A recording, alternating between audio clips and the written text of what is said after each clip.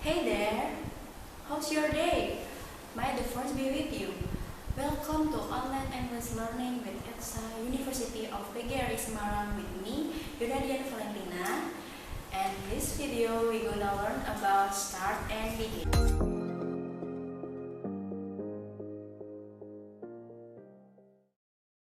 Start and begin dapat digunakan pada saat kita memulai sesuatu dari waktu tertentu dan dapat kita gunakan ketika membicarakan sesuatu yang sedang terjadi pada waktu tertentu.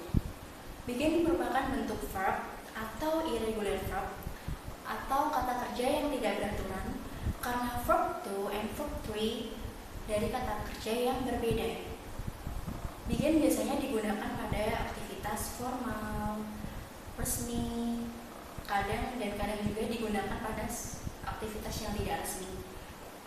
Dapat diikuti juga dengan gerund in and infinitive to. For example, to begin, I begin to do my homework. Saya memulai pekerjaan rumah saya. Yang kedua, my sister began to cook in the kitchen. Kakak saya memulai memasak di dapur. Itulah pembahasan dari begin. Yang kedua, pembahasan tentang start. Kata start biasanya digunakan untuk kegiatan yang tidak formal atau tidak resmi, sehingga start biasanya menggunakan bahasa yang lebih santai. Start sendiri memiliki banyak arti ketika memulai kendaraan, memulai sebuah usaha, memulai perjalanan, dan start juga dapat digunakan pada gerund in and infinitive to. For example, to start, I start to translate this article. Saya memulai menerjemahkan artikel ini.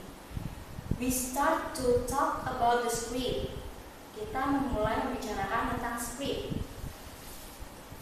Oke, itu tadi pembahasan tentang start and begin. Okay, everybody, this is all about my explanation. Start and begin.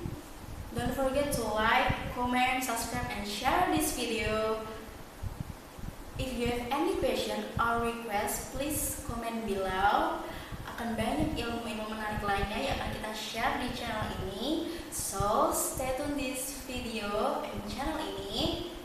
See you next video.